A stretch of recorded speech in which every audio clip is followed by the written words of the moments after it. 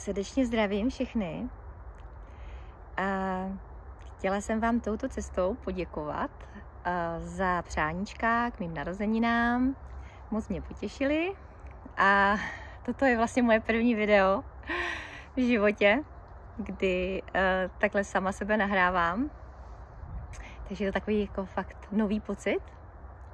Ale říkám klientům pořád, že mají vystoupit z komfortní zóny a že mají vlastně překonat ty překážky a že strach je vlastně jenom taková bublina, která vlastně jako neexistuje. No, každý rok na ty svý narozeniny si dám takovou jakoby tu výzvu, a v čem se vlastně jakoby ten rok narodím. A letos to teda vyšlo na online svět, takže tímto jsem se narodila a jsem sama zvědavá, co to přinese. Těším se, zároveň je to pro mě, vždycky jsem měla takový jako velký respekt, jo? Já nerozumím počítačům, nerozumím mobilům, tiskárně, prostě ta technika šla vždycky mimo mě. Takže je to výzva a uvidím, jak až moc se rozjedu.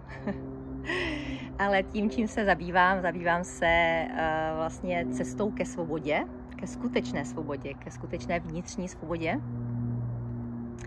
A vlastně 25 let vedu takhle jako klienty. V tom běžném civilním životě jsem měla spoustu rolí, spoustu pozic. Možná by bylo jednodušší říct, co jsem nedělala, než co jsem dělala. Jinak aktuálně jsem učitelka mateřské školky, kde vlastně mi to v té práci hodně pomáhá, protože vím, kde ty lidi vlastně se zablokovali a kde je vlastně ten největší problém lidstva dnešní doby.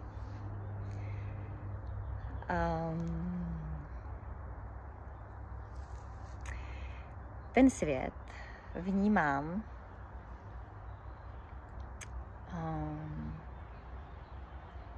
jinak už od malička,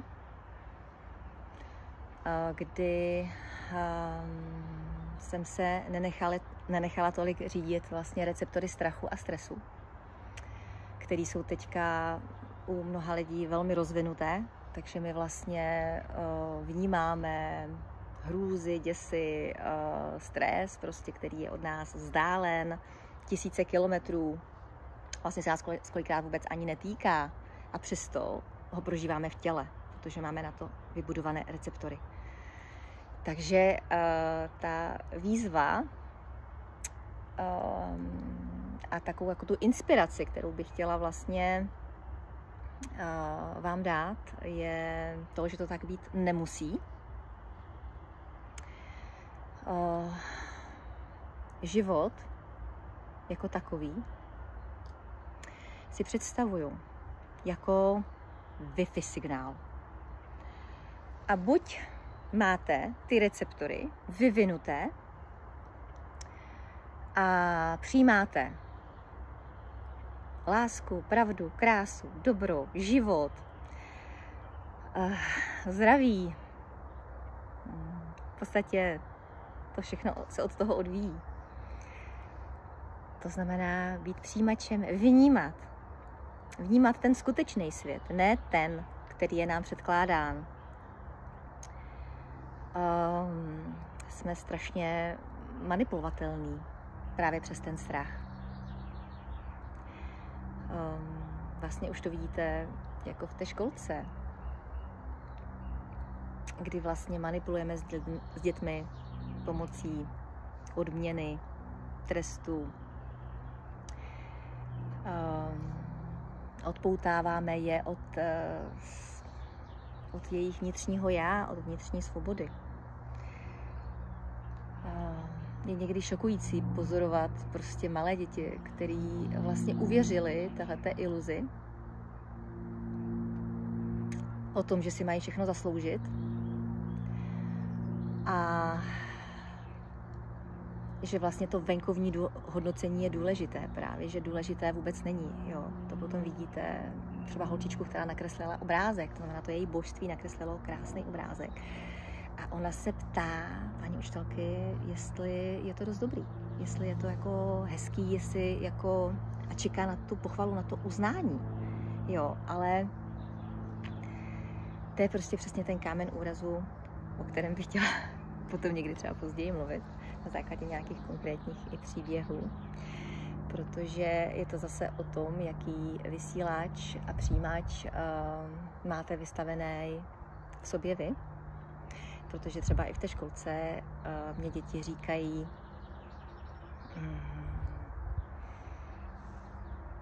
jako věci, které ví, že by nikomu jinému říct nemohli.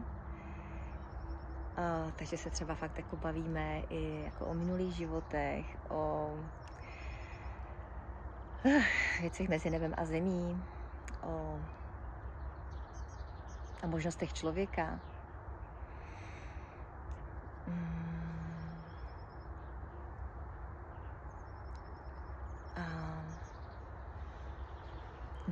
Vlastně snažím se inspirovat i lidi kolem sebe, i když je to velmi těžký připodobnit a přiblížit ten můj svět, to moje vnímání a běžnému člověku, protože to je to samé, jako byste babičce před 100 lety vysvětlovali tenhle ten svět. To znamená, co je to Wi-Fi, jak je možný, že vlastně tady mluvíte z věcí a slyší vás až někde v Americe a podobně. Jo, mám vlastně spoustu zkušeností, jak to sdělit takovým způsobem, aby jsem i ve vás probudila ty receptory života, protože je to o té pozornosti. To znamená přes smysly prožívat v té největší hloubce. Jo, ten přítomný okamžik. To znamená otevřít každou svoji buňku, tak jako přežiju.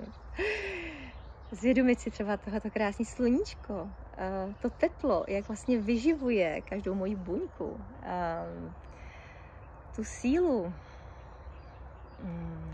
tu krásu, ten život a vlastně otvírat se. A když si to takhle jako vybudujete, tak se vám pak jako třeba stává, že obejmete člověka, teď nacítíte vlastně, pustíte tam všechny ty svý smysly a teď najednou cítíte chuť toho člověka, cítíte vůni, slyšíte hudbu,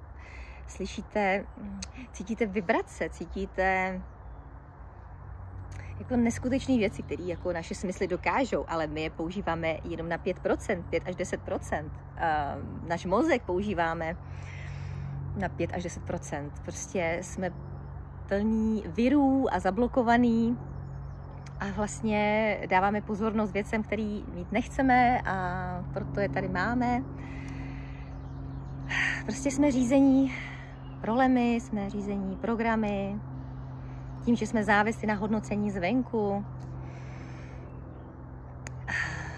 V podstatě náhody neexistují. Jo, že když vlastně jdu s klienty do toho jádra, proč třeba mají tu či onu nemoc, tak vlastně se zjistí, že my sami si to podepíšeme, protože my máme vlastně ten přijímač přímo na tu nemoc. Ta nemoc prostě je vysílač, vysílá. Teďka vlastně to máme všude kolem sebe, teď to slyšíte ve zprávách a vy vlastně budujete těma negativníma zprávama a receptory, které to potom ve vašich buňkách chytají. Takže ten systém člověka je možný si představit jako prostě síť informací, kde vlastně jsou obsažený vlastně vaše talenty a prostě všechno jakoby možný ohledně vašeho života. Jsou tam zapsaní vaši předci, jejich zkušenosti, jejich módy přežití, jejich strategie přežití. A to všechno vlastně v té nevědomé úrovni vlastně máte. Jo? A teď jede nějaký ten signál a vy odklikáváte cookies. Ano, ne, ano, ne, ano, ne. A pak jako kolikrát se člověk sám diví, já jsem nic nepodepsal, já jsem nic neodsouhlasil, ale přitom ten život, jak ho žije s těmi signály, s tím přijímáním toho a s tou pozorností, čemu se ta pozornost věnuje, tak vlastně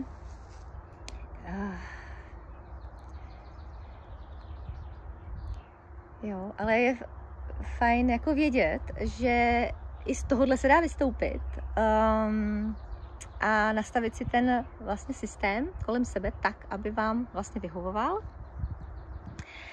A je důležité, abyste věděli, že zázraky existují. Jsem svědkem několika zázračných uzdravení. Je to opravdu jenom o tom, skutečně ten život žít, protože máme strach ze života.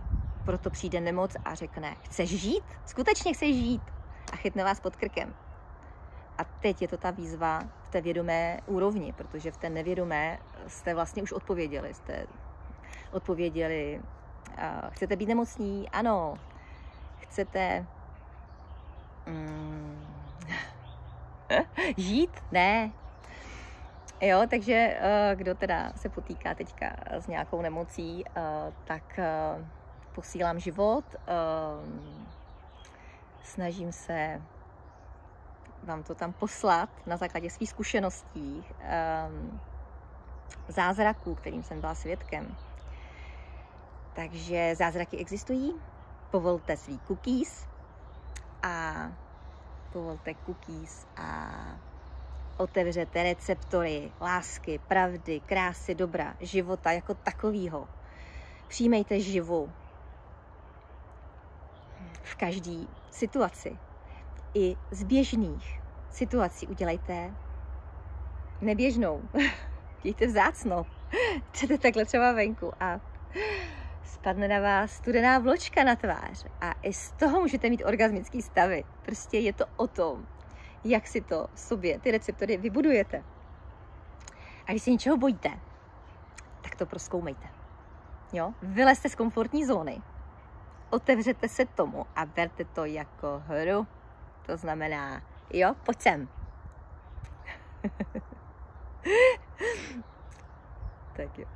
A neberte ten svět tak strašně vážně, protože ono je to ve skutečnosti úplně jinak, než si myslíme. Ono prostě jako třeba i ta chyba, kterou už ve školce se snažíme podnést pod koberec a já vlastně jako jsem v pohodě, tak ta chyba je neskutečný dar, neskutečná navigace. I v podstatě to ego, když jakoby neřídí on vás, ale vy řídíte ho, tak je to úžasný nástroj a užijete si s ním strašně moc randy. Jo, protože to vám někdy povyprávím. Prostě život je krásný, nádherný, prostě žijte ho a otvírejte receptory a přijímejte.